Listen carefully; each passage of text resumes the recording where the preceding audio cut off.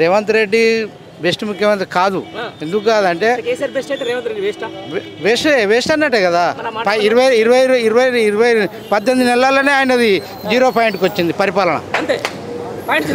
జీరోకి వచ్చింది. అందరూ తెలుసు.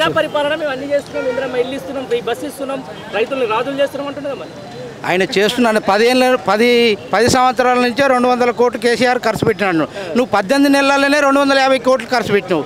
ఏముండి పెట్టినావు, ఎక్కడ పెట్టినావు, ఏడా చూపిస్తుంది. కేసీఆర్ పెట్టిన ప్రాజెక్టులు అవుపిస్తున్నాయి. మిషన్ భగీరథ వాటర్ అవుపిస్తుంది. సాగునీరు అవుపిస్తున్నది. జనాలకు పింఛన్ ఇచ్చిండు. మశాన వాటిక చేసిండు. ఎన్నో అభివృద్ధి కార్యక్రమాలు చేపట్టిన కేసీఆర్ ముందుకు నడిపించుండు. రైతుకు బలం లేదు. 70 సంవత్సరాల నుంచి కాంగ్రెస్ గవర్నమెంట్ గుర్తించలేని రైతు బంధు గుర్తించుండు. 10 ఏళ్ళల్లో రైతును రాజు చేస్తున్నాడు. రైతును రాజు చేసిండు కూడా. ఎంతో ఉత్సాహంగా రైతులు. ఎంక్వైరీ చేసినా కేసీఆర్ని ఏం ముట్టుకోలేరు. ముట్టుకున్నా కానీ మేము కార్యకర్తలు ఏం ఊరుకోరు. అందరికీ తెలుసు కేసీఆర్ ఏం తప్పు చేయలే. ప్రజలకు అన్నం పెట్టిండు. అన్నం పెట్టిన దేవుడు ఆయన అడ్డగోలుగా చేసి అడ్డగోలుగా కేసుల పాలు చేయాలి. టీఆర్ఎస్ పెట్టి అభివృద్ధి ముందుకు తాగొద్దని ఆయన బదన పాలు చేయడానికి ఒక కంకణం కట్టుకురు. అంతే తప్ప వాళ్ళ అభివృద్ధి కార్యక్రమాలు చేయలేక ఆయన మీద ఏడుస్తున్నారు. కార్యక్రమం ఏం లేదు వాళ్ళు చేసేవాల్సినది. అంతేనా? ఓకే. అదే మనిషి మాట్లాడతారా మీరు? ఏం పేరు నీ పేరు? నా పేరు వెంకటరెడ్డి. వెంకటరెడ్డి గారు, ఏం సంగతి? ఏం కథ? మళ్ళీ రోడ్ ఎక్కిరావు? ఏమో కేసీఆర్ని అరెస్ట్ చేయడం అంటే అంత సులభమేం కాదు. ఆయన తెలంగాణ ప్రదాత. ఏడవున్నరీళ్ళు మంచి తెలంగాణ ఉద్యమం చేసి అంత కార్యక్రమాలు చేసి మంచి రెడ్డి రాజ్యం కానీ అలా చీడ పురుగు లాంటిది. తెలంగాణ పంట చేనులో బెరికికర లాంటి వాడు రేవంత్ రెడ్డి. ఎందుకను మంచి ఉద్యమం చేసి తెలంగాణ రెడ్డి ముందుగానే ఉండండి. నేను వెంకటరెడ్డి, ఆయన రేవంత్ రెడ్డి కాదనట్లేదు. అందరిని కలుపుకొని పోవడం వల్లనే దానికి ఒక న్యాయం ఉంటుంది.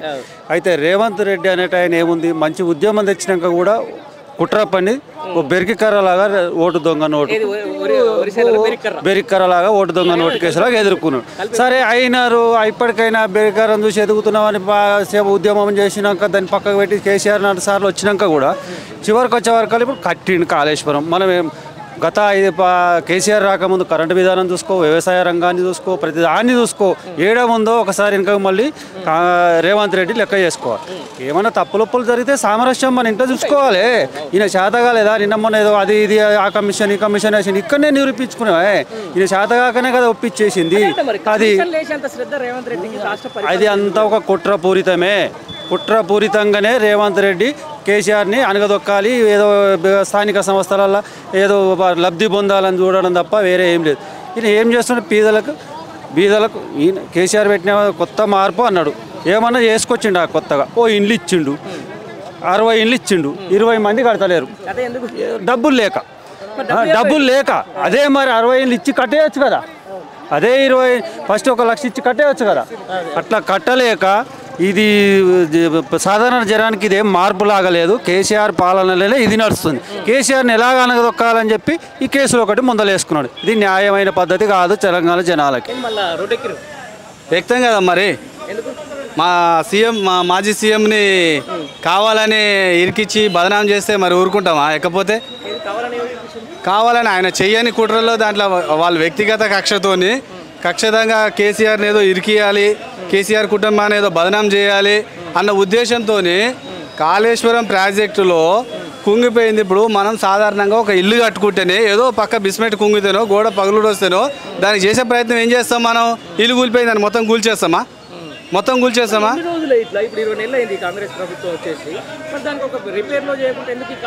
కావాలని బురద తల్లి దాన్ని చేయాలంటే చేయొచ్చు. వాళ్ళు గేట్లు ఎత్తి పెట్టి వాటర్ నిలవకుండా దాన్ని వృధాగా వదిలిపెట్టి దాన్ని అదే బీఆర్ఎస్ ప్రభుత్వం వస్తే చేయకుండా ఇప్పటికీ దాన్ని రిపేర్ చేసి బయటికి రాకుండా దాన్ని మంచిగా ప్రజలకు ఉపయోగపడేటట్టు వాటర్ సమస్య చేస్తుండే. అట్లా చేయకోకుండా వీళ్ళు చేసేది ఏంది? దాన్ని మొత్తం ఏదో ఒక పిల్లర్ గుంగినందుకు టోటల్ ప్రాజెక్టే కూలిపోయింది. ఇంకా పనికిరాదు, ఇంకా అది ఎందుకు పనికిరాదు అన్న ఉద్దేశంతో దాన్ని తీసి మొత్తం దాని జనాల దృష్టిలో పనికిరాదు. దీని దృష్టిలో వ్యక్తిగతంగా పనికిరాని ప్రాజెక్ట్ అంటున్నారు. మరి ఇది గంధమల్లకు లేకపోతే బూసీకి హైదరాబాద్ నుంచి ఇస్తున్నారు. వీళ్ళు కావాలని చేస్తున్నారు సార్. అది వ్యక్తిగతంగా పనికొచ్చేదే చిన్న లాజిక్. మనం ఇల్లు చిన్న పని వస్తే మనం ఏం చేస్తాము? వీళ్ళు వ్యక్తిగత కక్ష. ఇక్కడ రేవంత్ రెడ్డి గారిది ఏముందంటే ఆయన ఒకప్పుడు ఓటుకు నోటు కేసులో దొరికిపోయినప్పుడు ఆయనకి ఏమైంది? ఒకటి మళ్ళా మన కేటీఆర్ ఫామ్ హౌస్ మీదకి డ్రోన్ కెమెరా వదిలిండు. అప్పుడు ఏమైంది? పోలీసు వాళ్ళు వచ్చారు, చట్ట ప్రకారంగా అలా తీసుకుపోయారు, అరెస్ట్ చేసి ఆయనను జైల్లో పెట్టినారు. ఆ జైల్లో పెట్టిన దానికి ఈయనేం చేస్తున్నాడు? ఇప్పుడు వ్యక్తిగతంగా నేను కూడా అధికారంలో ఉన్నా కాబట్టి పైచాచిక ఆనందం కోసం కేసీఆర్ కుటుంబాన్ని బదనాం చేయాలి. ఇంకోటి ఇప్పుడు స్థానిక ఎలక్షన్లు ఉన్నాయి. స్థానిక ఎలక్షన్లు అప్పుడు వాళ్ళని ఎట్టకేలకు రాకుండా చేయాలి. ప్రజల దృష్టిలో నుంచి ఎవరు ఎన్ని ప్రయత్నాలు చేసినా ఇలాంటి ప్రభుత్వాలు వస్తూనే ఉంటాయి, పోతూనే ఉంటాయి. ముఖ్యమంత్రి అనేది ఎవరికి శాశ్వతం కాదు. ఇవాళ ఈయన ఉంటాడు, రేపు ఇంకొక ఆయన ఉంటాడు. ప్రతి వారు ఇట్లా వ్యక్తిగతంగా కక్ష తీర్చుకోవాలంటే అది ప్రజాస్వామ్యం కాదు. ప్రజలలో కరెక్ట్ అనిపించదు. అది పల్లెటూరులో ప్రతి ఒక్కరికి తెలుసు. ఈ రోజుల్లో వెనకటి కాలంగా ఏదో చెప్తే నమ్మే పరిస్థితి లేదు. పొద్దున్న లేస్తే ప్రతిరోజు నువ్వు చూస్తున్నాం మనం. ఇక్కడ కేవలం ఏమీ లేదు. ఖచ్చితంగా ఇది రేవంత్ రెడ్డి గారి వ్యక్తిగతంగా, వాళ్ళ పార్టీది కూడా కాదు. రేవంత్ రెడ్డి ఒక్కడే ఆయన జైల్లో ఉన్నాడు కాబట్టి, ఆయన చేసిన తప్పుకు ఆయన జైల్లో ఉన్నాడు కాబట్టి ఈయన తినని దాన్ని కూడా ఈయన తీసి జైల్లో పెట్టాలి. కేసీఆర్ని జైల్లో పెట్టాలి. కేసీఆర్ని టచ్ చేస్తే సిబిఐ వచ్చి జైల్లో వేద్దామని చెప్పేసి అంటే ఎట్లా ఉంటుంది తెలంగాణ? భారీ ఎత్తున ధర్నాలు దిగుతాం. ప్రతి గ్రామ స్థాయి నుంచి దిగుతాం. ఇప్పుడు మండల స్థాయి నుంచి కదా, గ్రామ స్థాయి నుంచి దిగుతాం ఖచ్చితంగా. ఇట్లా ఏం చెప్పదలుచుకున్నావు ఇది సిబిఐ విచారణ మీద? సిబిఐ విచారణ వేసుకొని ఒకవేళ కాదంటే ఇప్పుడు వాళ్ళే అక్కడ రాహుల్ గాంధీ ఏమో వద్దని బయట పెట్టినాడు. ఈయనేం తీసుకొస్తున్నాడు.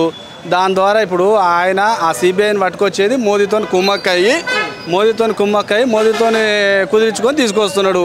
ఇక మోదీ ద్వారా కుదిరితే ఉంది అంత మనం చూసిన అంత వివిఎంల టెంపరేచర్తోని అంత మనం అభిమాన ఎమ్మెల్యే ఒకరు కావాలనుకుంటే ఒకరైతురు. చూస్తూనే ఉన్నాం మనం. గయ్యే జరుగుతాయి. అవి వద్దని కేసీఆర్ ముందు ఆయన ధృవ్య దృష్టితో ముందే ఆలోచన చేసి ఇది వద్దు మనకని చెప్పి ఆయన ఆపేసిండు. ఈయన తీసుకొస్తుండు. మళ్ళీ ఆయన నాయకుడే వద్దని చెప్పిండు కదా, అక్కడ రాహుల్ గాంధీ వద్దని చెప్తున్నాడు కదా, ఈయన పట్టుకొచ్చి పెడుతున్నాడు. అంటే వాళ్ళిద్దరికే ఐక్యత లేదు. ఇంకా మనం ఏం చెప్తాం దాంట్లో?